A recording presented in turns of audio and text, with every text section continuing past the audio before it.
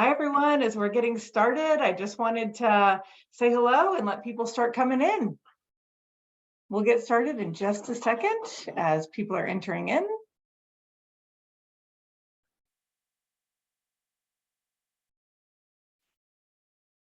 All right. Thank you. Love you too. All right. Well, good afternoon and welcome to session one in our 2003 Early Head Start Rising series. So from the beginning, Early Head Start and Head Start have not only kept up with current trends, but we've introduced new and bold ideas into the broader early learning community. An Early Head Start is a model of one of the very best and most innovative in early child and family services.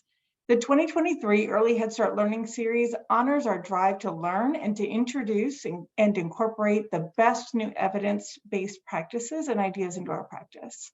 This year's series include webinars in two different tracks, Advocacy and Best Practices. And we'll run them from June, starting with today, and through December. In our advocacy sessions, we seek to expand early Head Start for young children and their families by highlighting key topics that shape comprehensive services to ensure the needs of the whole family.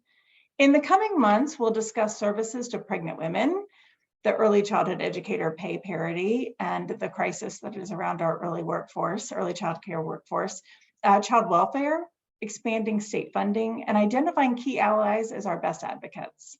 The best practices sessions seek to bring you the best practices from the field with guest speakers from the National Black Child Development Institute, 0 to 3, and Unidas US.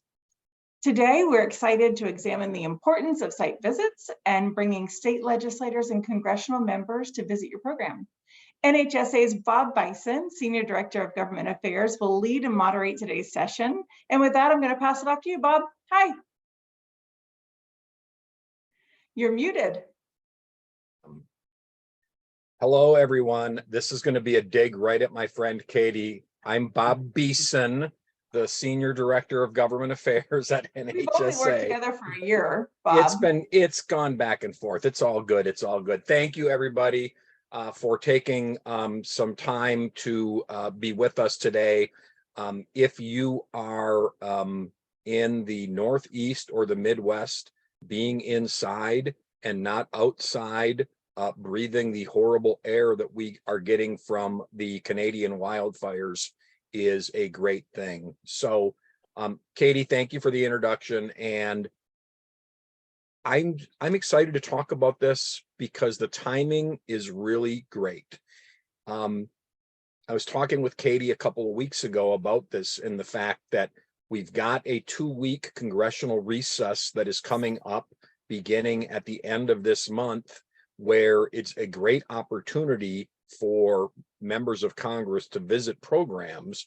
But because it is happening during the last week of June and the first week of July, it is the time when many of the regular Head Start programs are going to be closed for the summer, but early Head Start programs are still going to be open and running. So it's a great opportunity to have folks from Capitol Hill or from your state capitals.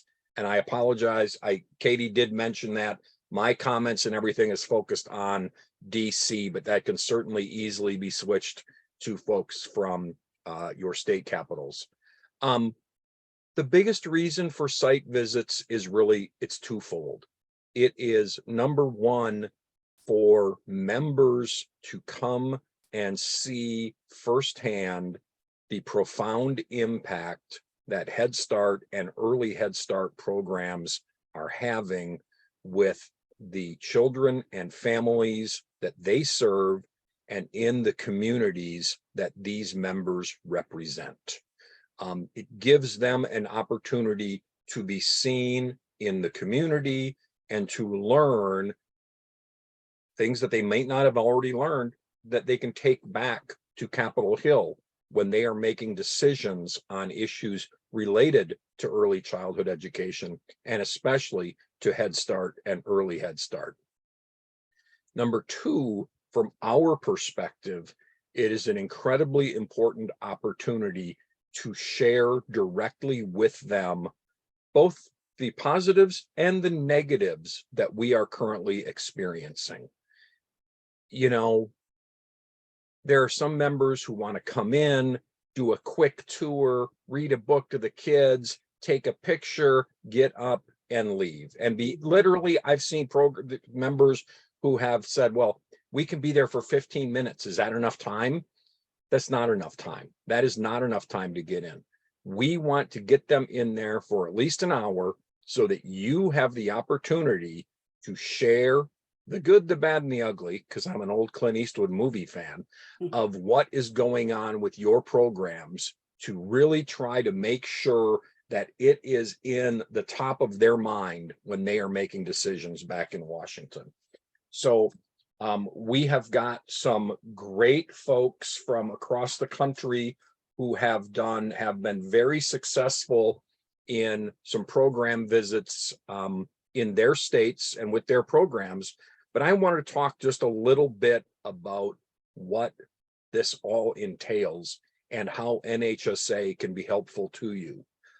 Many of you have probably already seen the Head Start either congressional visit or virtual visit toolkits that we have online. I have to say, we are in the process of updating those.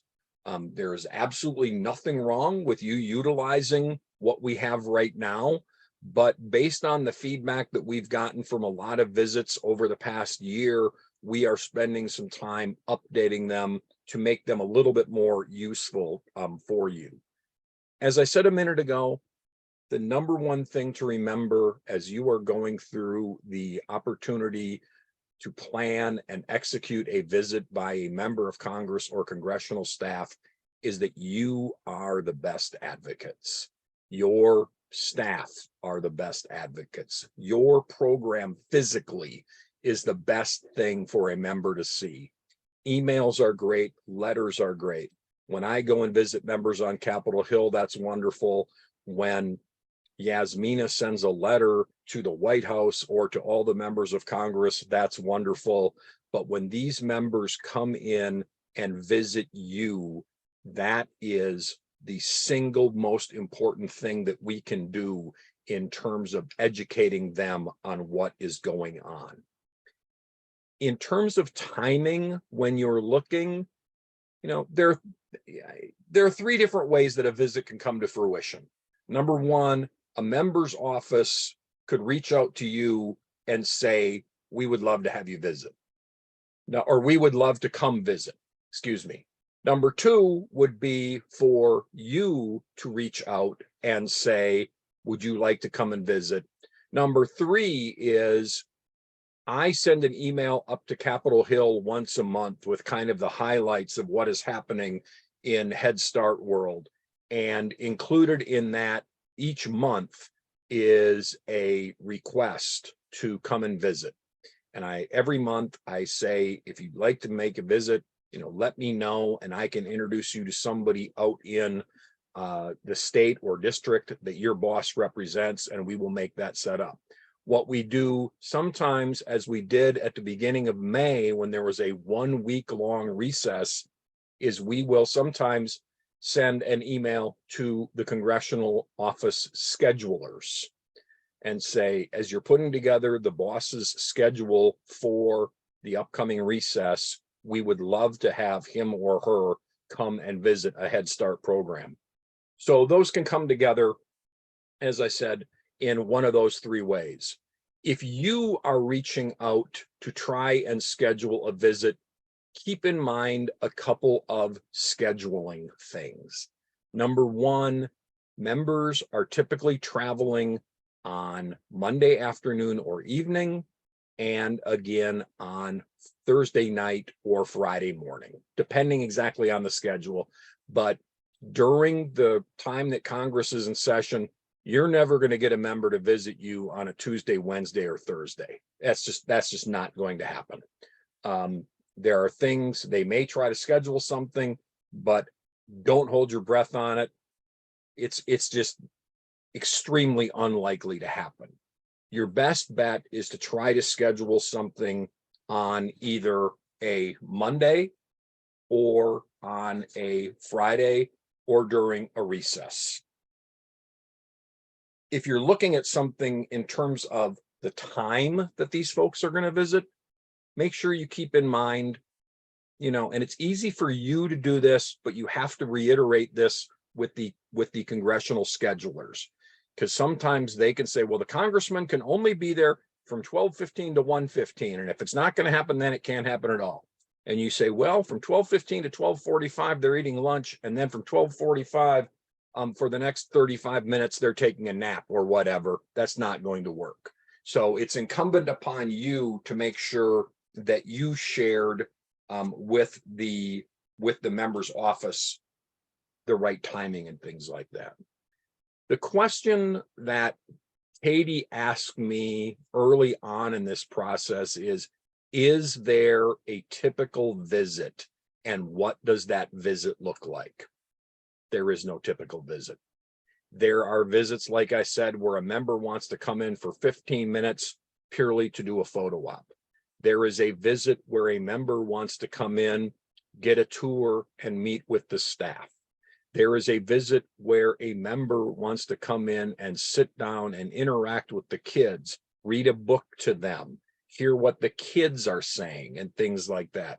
We had a great visit just 2 weeks ago where Senator Tim Kaine from Virginia visited a program here in Alexandria, and there was a little boy that was wearing a very nice blue vest and a matching blue bow tie. And he came up and introduced himself to the senator and said, I wore my good clothes today because I was told that a very important person was coming. And it made for a great photo op and a great little nugget that we were able to share in some of our materials, and the senator was able to share on his social media. So there are all kinds of different things. The other thing that you need to consider is, do you want to include a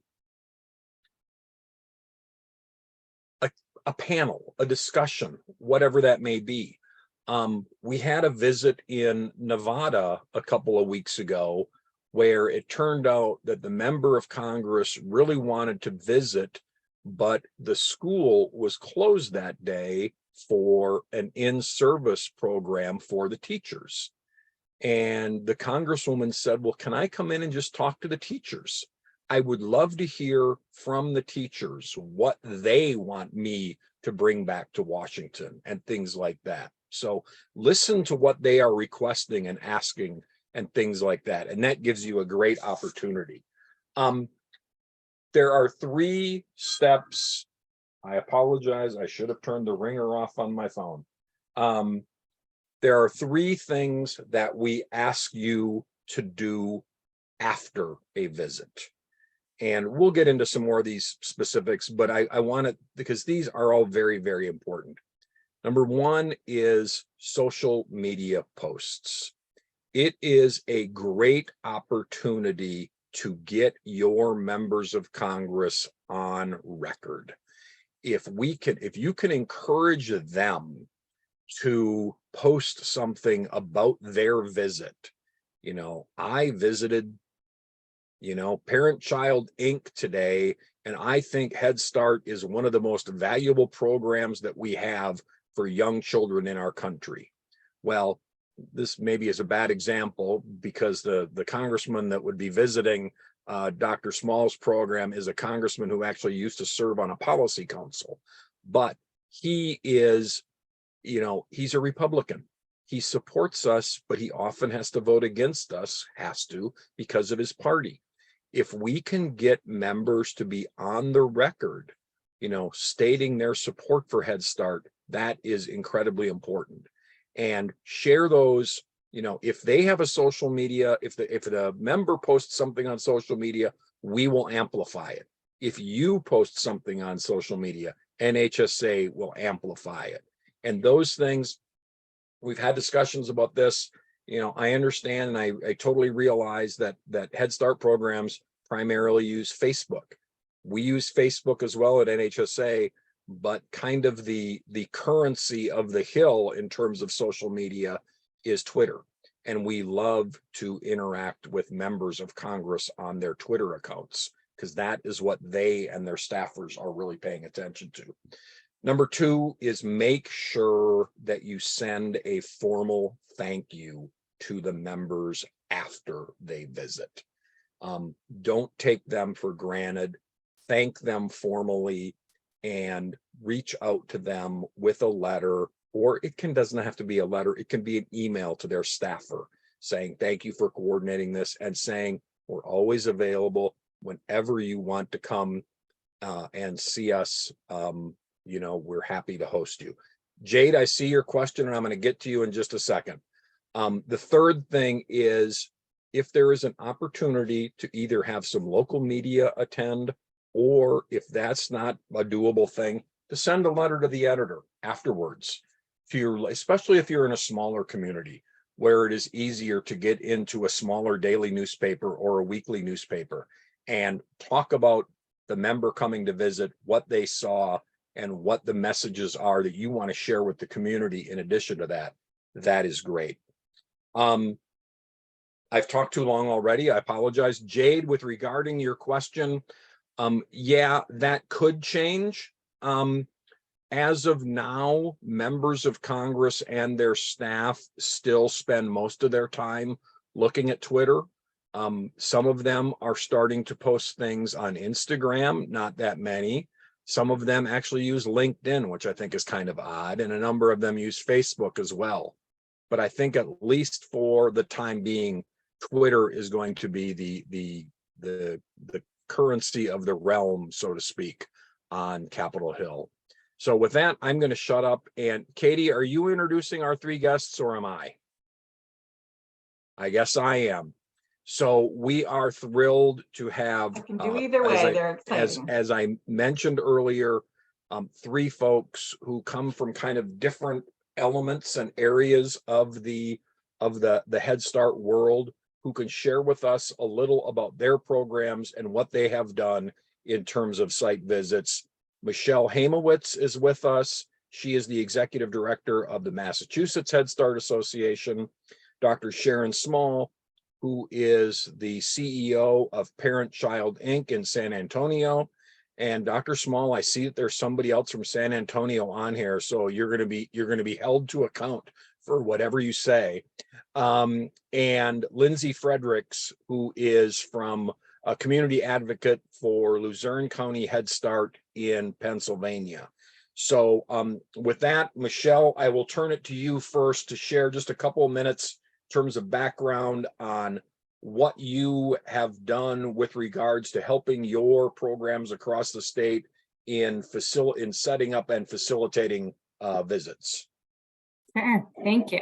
Thanks, Bob. Like Bob said, my name is Michelle Haimowitz. I am the executive director of the Massachusetts Head Start Association. We support our Head Start programs here in the Commonwealth on a number of things, but in helping them to build their relationships with their state and federal legislators. And starting there, I just want to say how important it is for us in the Massachusetts Head Start Association to make sure that those relationships are really held at the local level. And I'm sure many of you work with your state associations. Our job at the state association is to help empower our programs to build those relationships. So I know some folks with state associations just want to say, can you do it? Can you come host this site visit? And it's not my relationship to hold or build. And so we're there to support the programs in requesting those visits themselves, hosting those visits themselves, sending those thank yous and those follow-up communications themselves. Because the folks that these legislators remember at the end of the day is not Michelle from the state association, it's the teacher in that classroom, the child in that classroom, the family advocate they met with. So we really want to facilitate those relationships at the local level. The only thing I want to share kind of ahead of time is Bob used the phrase of the good, the bad, the ugly. I think it'll surprise no one who knows me. I come from a family of 2 attorneys. So in my house, we talk about the truth, the whole truth, and nothing but the truth. I think is a really important line to keep in mind when you're hosting a site visit. It's really tempting to host a site visit, especially from a member of federal delegation, a senator, feels really high and lofty, say, let me show them all the great things I'm doing. Let me show them all the great things that this federal money is doing for our program. And we should do that, but we should not at all shy away from the really challenging points, particularly right now, of what it means to run a Head Start program, and that they need to see those things. So don't hustle them past a closed classroom that's closed because you don't have teachers. Stop and pause in that closed, dark classroom and tell them exactly why it's dark and closed and why you can't find the teachers. Don't hustle past failing infrastructure or a roof that needs to be rebuilt. Stop and highlight and pause and say, this is why it looks this way. This is what we need to fix it. So that's something that we talk about with our program in Massachusetts all the time, making sure you're telling the truth and the whole truth and not shying away from the hard parts. Making sure that if you don't know an answer, you say, I don't know, and you find the answer and follow up, I think is the only other thing I want to highlight. It is okay not to know the answer. It is okay if they ask something that you are totally not expecting.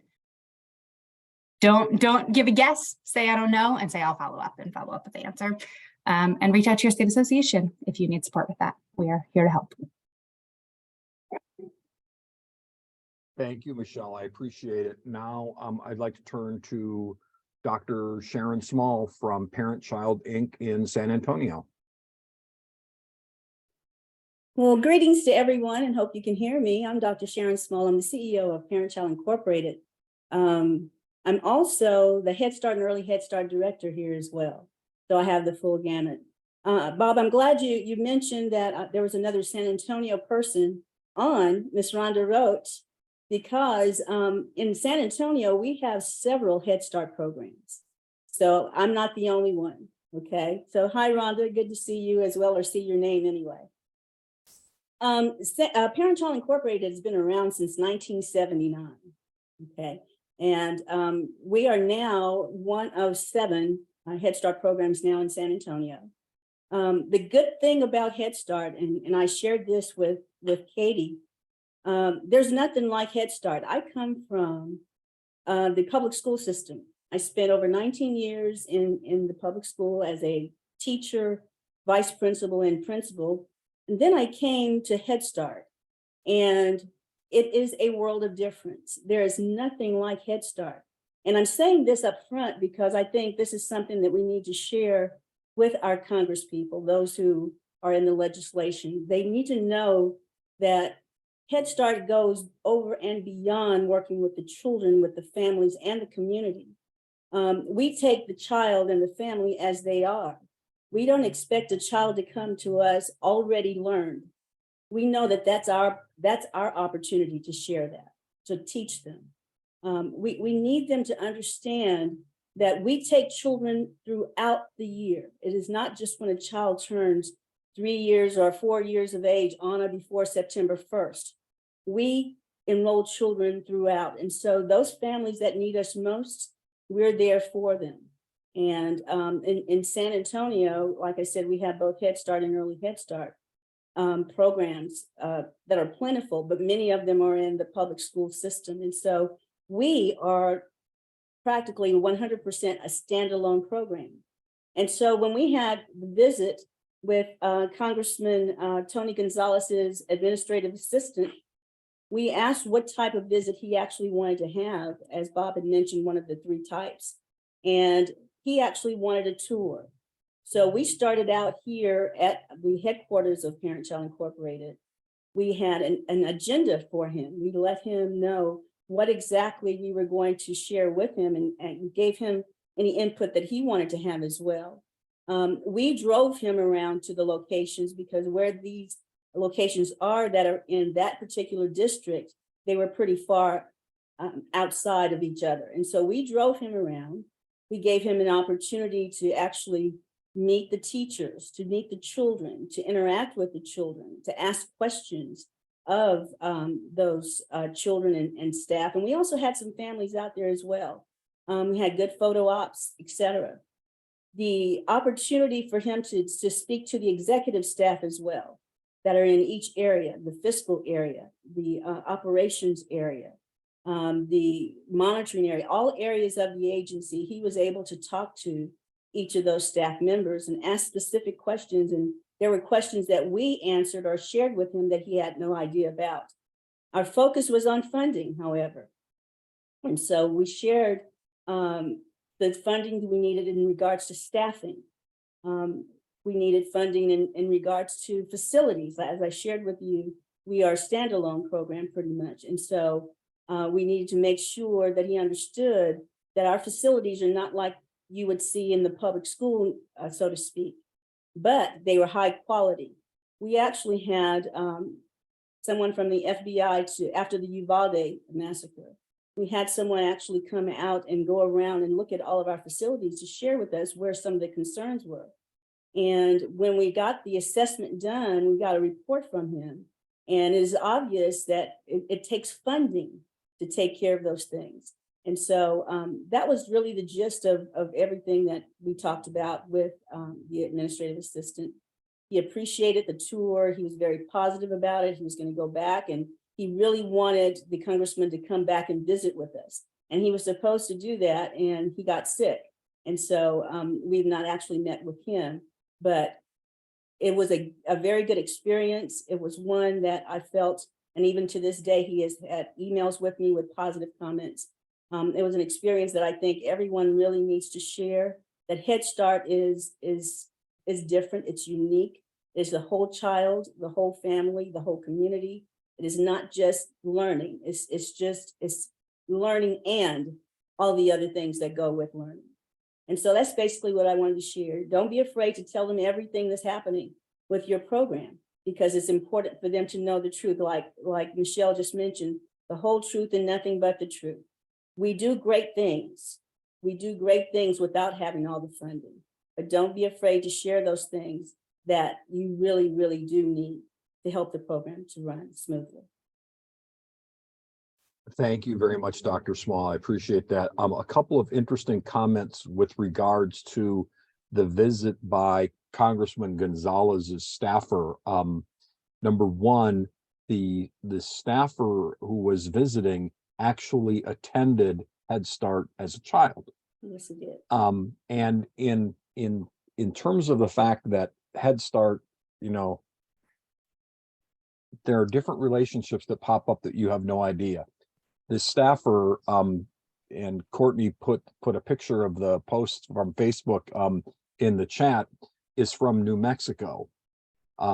He is working for a Republican member of Congress. He attended the same program in New Mexico that Democrat Congresswoman Teresa Leisure Fernandez attended when she was a child. So one of my goals is still trying to get David together with the Congresswoman so that they can talk about their experiences at the same Head Start in rural New Mexico. So you never know what's going to happen. Jade, I want to address your question, and it brought up something else. Because it was a staffer and not a member, it was a great opportunity to have a little bit longer visit. And David was very interested in seeing more than just one program. And Sharon was able to do a great job of putting together a visit to, I think, 3 different locations that gave him an opportunity to see. So he had more time when he was in the district visiting and was able to bring it back. So I know we talk a lot about having members of Congress visit. Don't shy away from congressional staff as well. These are the folks, you know, a lot of you have probably heard me say this. Michelle is a former congressional staffer, so I think she will appreciate what I'm saying. These are the staffers that are going to write the memos that a member is going to be reading as they are walking from their office to the floor before they are casting a vote, or as they are prepping for a committee hearing or voting in committee on a piece of appropriations legislation or something like that.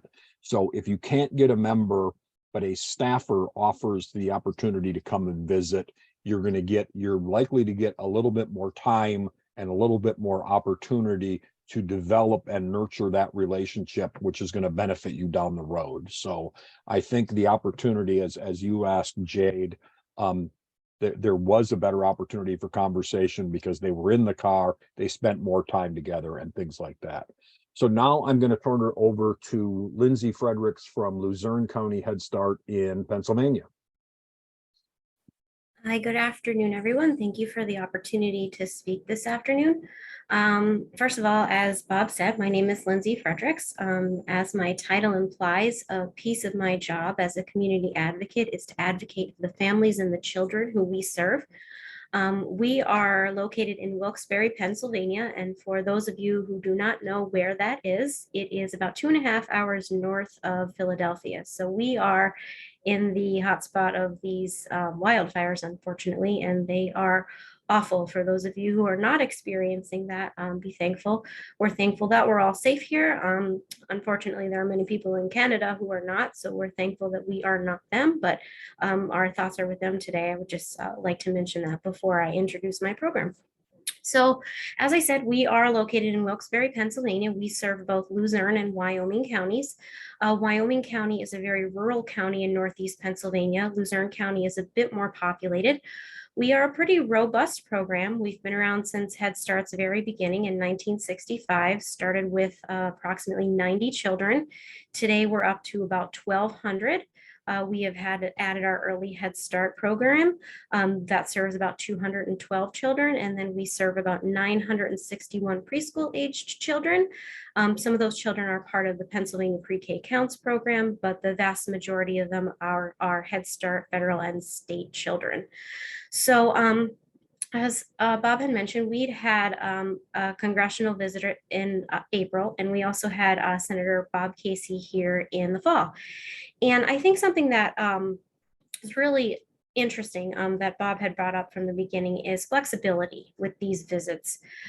You want them to come, you want them to be able to tell you about your program, you want them to understand what your needs are, what you're doing well with and what you're struggling with. But if you don't offer them flexibility, they're not going to come.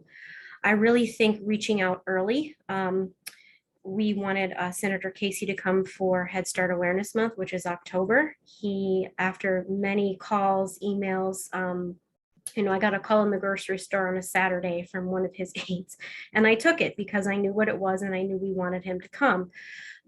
He said, the aide said, how about November 1st? I said, that works, we'll be there. And it was a Tuesday, as a matter of fact, that he came, and having him here at the center and just showing him what we do. He read books to 2 of our classrooms, to children in 2 of our classrooms. He loved the experience. It seems like that's always a great thing to do, is take them into the classrooms and show them who's benefiting from this. There's always a kiddo in there who makes an impression and does something. And really, I think seeing is believing, I think, is really the best way to understand that. You can talk about things all you want, but when you see the program in action, that makes a difference to these representatives. A lot of them have families, a lot of them have young children, so they know what this is like. And to see how their dollars and how their representation and their votes make a difference really is just, I think, the highlight of all the visits. And then afterwards, we usually go into our boardroom and we have a setting that is a little bit more formal. Our executive director usually leads the conversation. And I think something to keep in mind too is to not be afraid to ask those tough questions. I've seen sometimes they'll get a little bit off topic, and it's good to redirect them, to remind them why they're here. Obviously they're supporting their party, but we want to remind them that bipartisan support is eventually what makes these bills get passed. And though they will tell you things, you want to make sure that they stay on topic and they understand why you asked them to come to the center in the first place. In the spring, we had a visit from Congressman Cartwright. Our direction was a little bit more centered on that one. He was here to talk about our workforce development. As we all know, staffing has been a challenge for many, many programs. I think I can say pretty confidently, if not most, all programs have experienced staffing shortages in some way, shape, or form. But in addition to that, quality staff and qualified staff and staff who are able to do, what the intense intense requirements are of Head Start. Children who are coming from low-income families often have many different needs than those who don't live in poverty. So we spoke to him about that, and I think it really hit home a lot of the stories that we had. We had a parent who was a Head Start parent and now works for us as a classroom aide, talk about her experience with Head Start and how it made a difference in her life. We had one of our classroom teachers in that roundtable discussion, and he specifically spoke about how a child of or a parent of a child who he had the previous program year reached out to him as they entered kindergarten because they were having issues getting the child the help he or she needed because of an IEP. So he felt that parent felt comfortable enough to reach out to the child's teacher. That's the kind of relationships that they developed. And hearing these personal stories, I really think hits home with a lot of these representatives, be it Congress people, senators, whatever, and just really being personal and showing the relationships and how they're developed and how it ultimately makes a huge difference for these families and the children who they serve.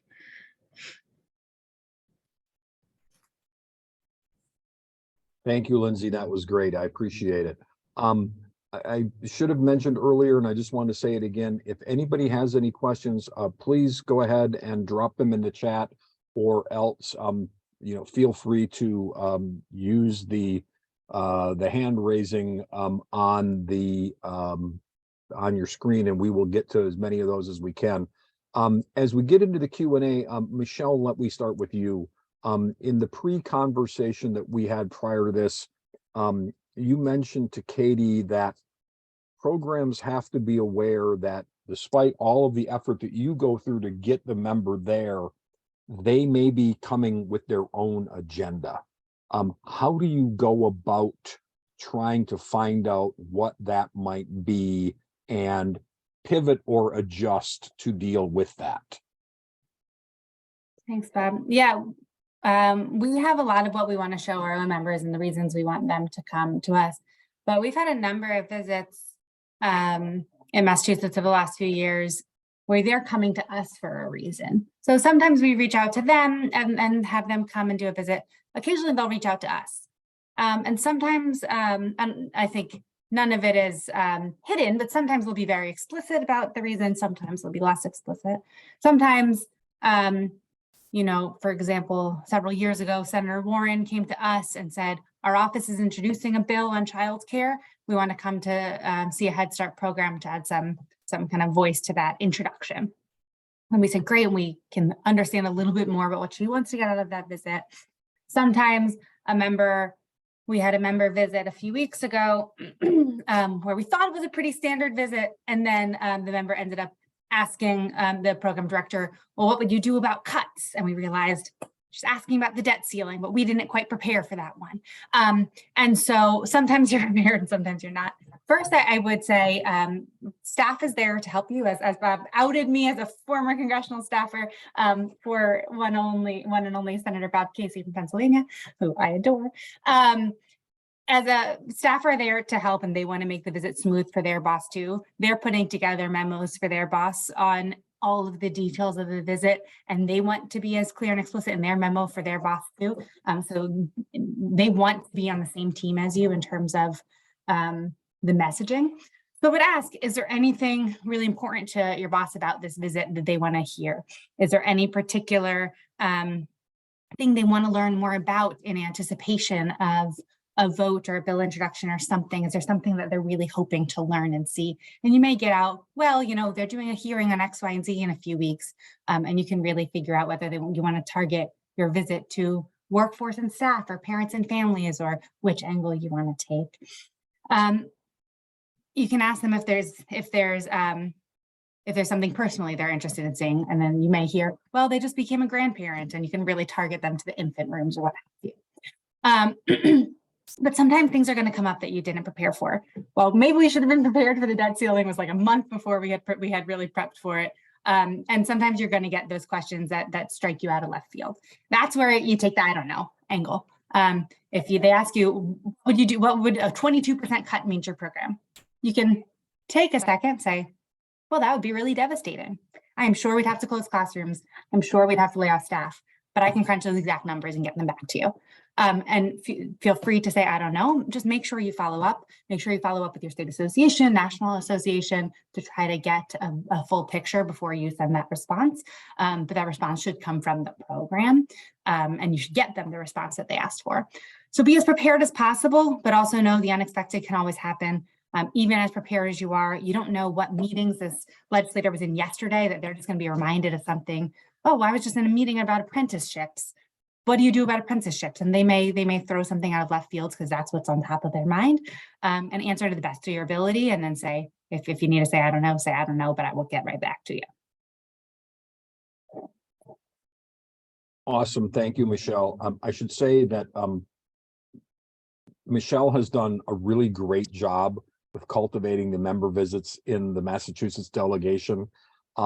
We had 2 members of the delegation one bring out Head Start parent and one brought a Head Start teacher as their guests to the State of the Union.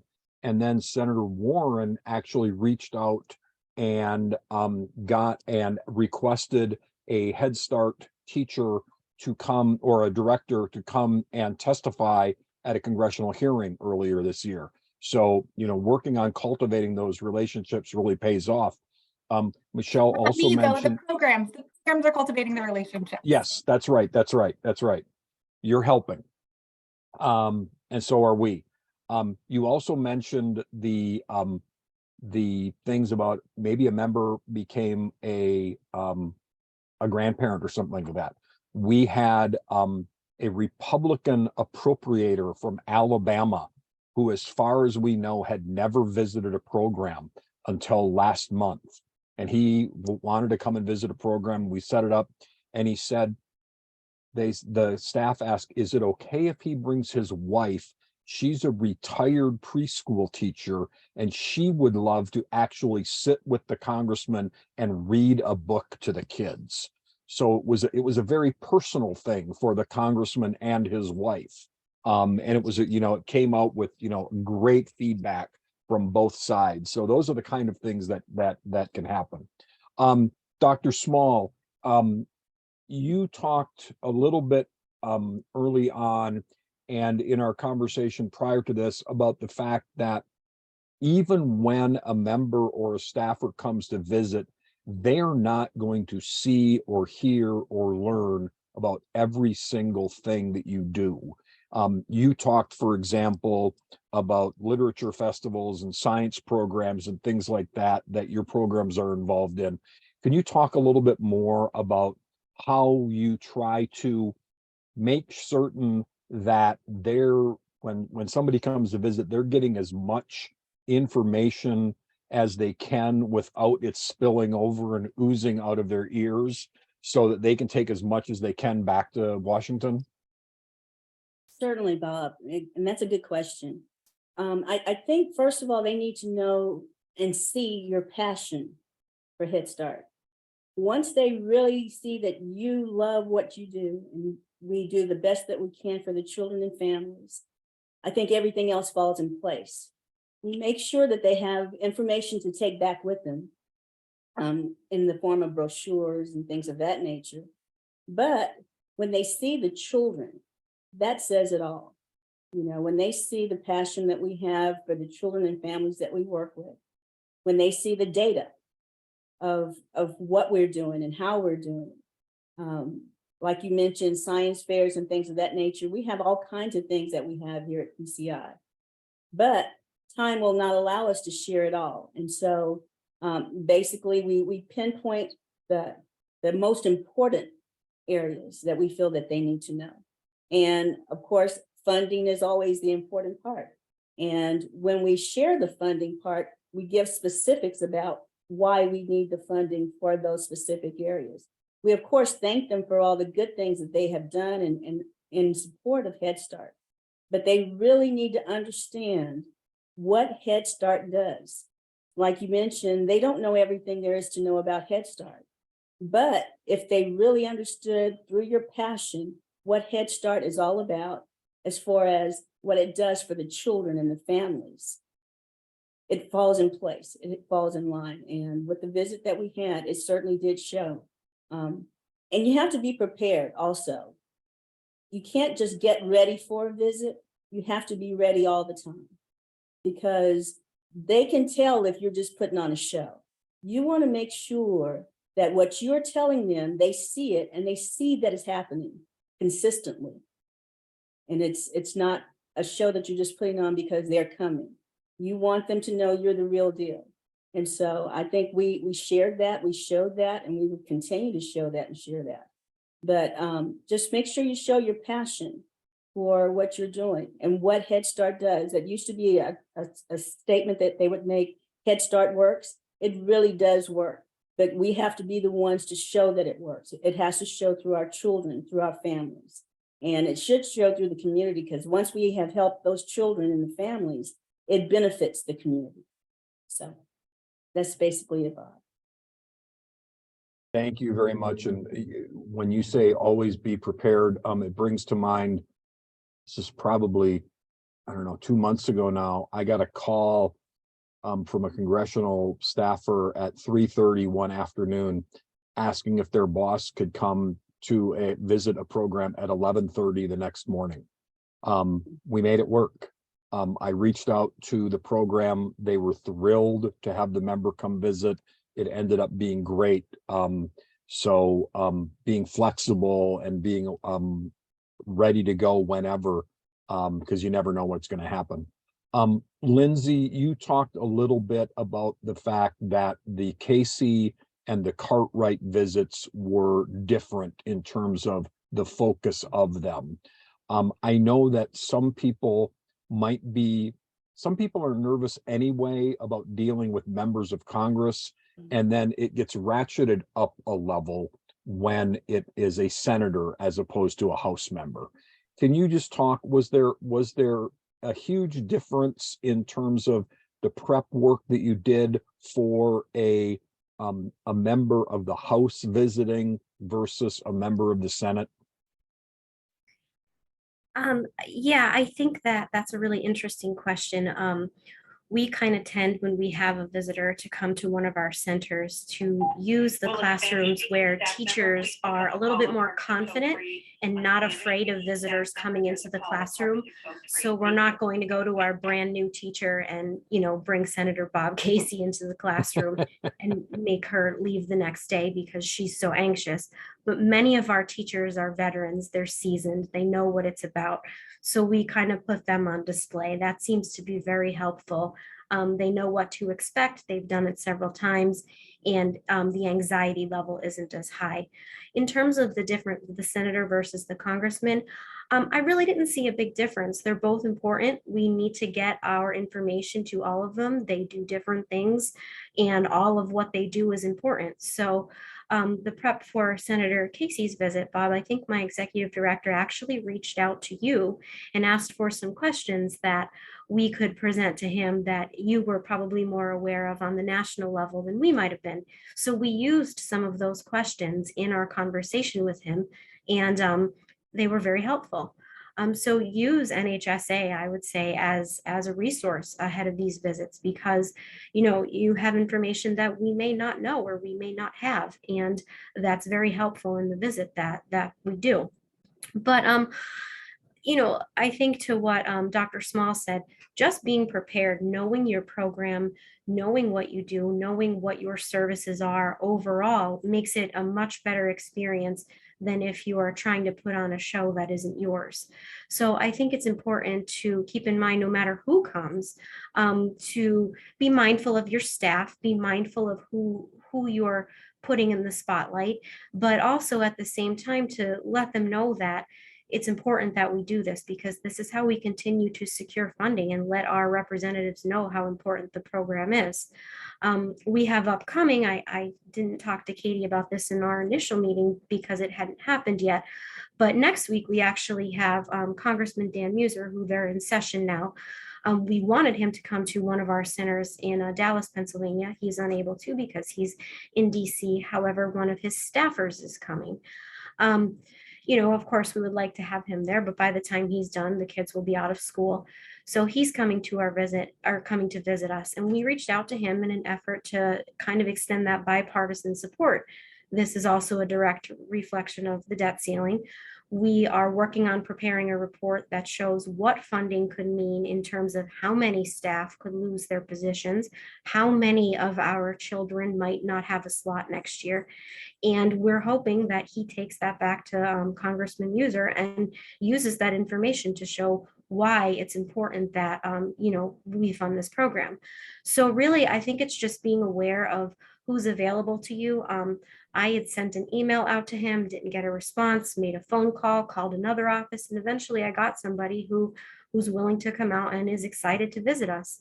So he was very happy on the phone. He said his wife is a second grade teacher. He's looking forward to reading to the children and learning more about our program. So we're excited for that upcoming visit as well.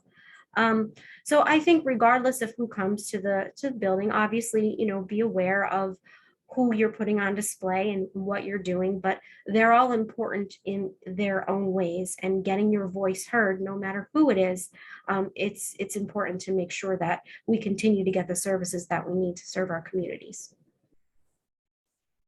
Perfect. Thank you very much, Lindsey.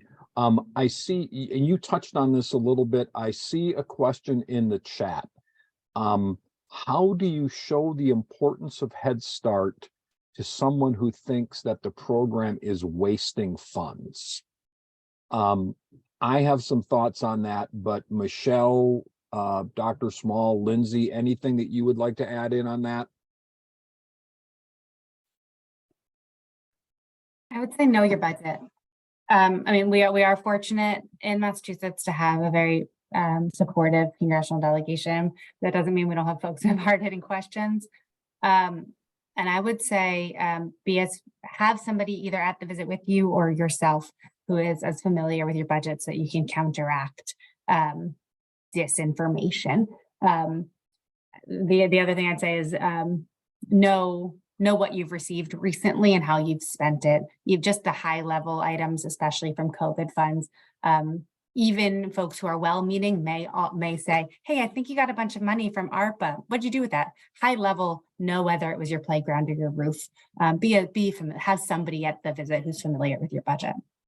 Perfect. And I see, Jade, I see you amended your question to say that the overall Head Start program is a waste of federal funds. With that in mind, I think the best thing that you can do is, if you have a program and if there's a member coming to visit who you know is a critic, be able to demonstrate in your community the impact that you are having on the children and families in your community. Don't get dragged into a conversation about Head Start is an $11 billion program. Have a conversation about the 62 kids or whatever it may be that are in your program in your town, USA. Make it personal for that member. Lindsey mentioned a minute ago coming up with a list of what the impact of the Fiscal Responsibility Act may have on Mr. Muser's district and things like that. Make it as personal and as local to those members as you can. That's why I said at the very beginning of the conversation that the program directors at the local levels are the single best advocates to their members of Congress. So I think that would be the way that I would say is the way of addressing an issue like that. I see that we are almost at time. Lindsey, thank you for doing a fabulous job of setting up what I wanted to hit on last before I turn it back over to Katie, which is, as I said, there are some programs or some visits where NHSA helps kick it off. There are some where the members do it, and there are some where you do it. We are going to, as I mentioned, that we reach out to the Hill at least once a month with an email and mention visits. That email is going to go out tomorrow.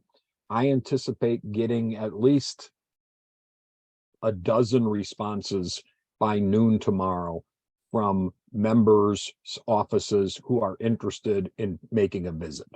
If that happens, we will reach out to the local program or the state association to find out who the right person is, the right program to work on that. But we are also going to send an email at the beginning of next week to the schedulers in all of the offices about the upcoming 2-week recess.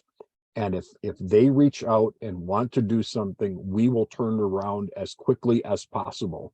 If there is a state association, we will get it to them so that you can get that out to the appropriate person and get that visit on the books. Michelle talked about what NHSA can do. I do remember putting together the questions for that visit, and that's one of the things that we can do. We, in addition to helping schedule the visit, we can help you with questions and or talking points. You know, there's always the generic, the general, this is what Head Start is and what Head Start does that we can be talking about. But it might be the debt ceiling vote coming up. It might be an appropriations issue. There might be something that is on the books that we want to try to get into your hands so that we can make sure that you are able to share that message with the member of Congress or the staff when they come to visit.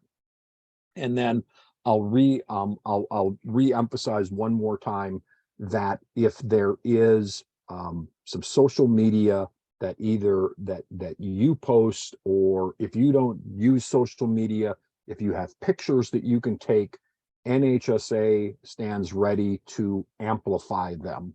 Our social media staff, it does a fabulous job of getting stuff out there and getting it out into the atmosphere of social media to let everyone know about visits that are happening by members, by staff, etc.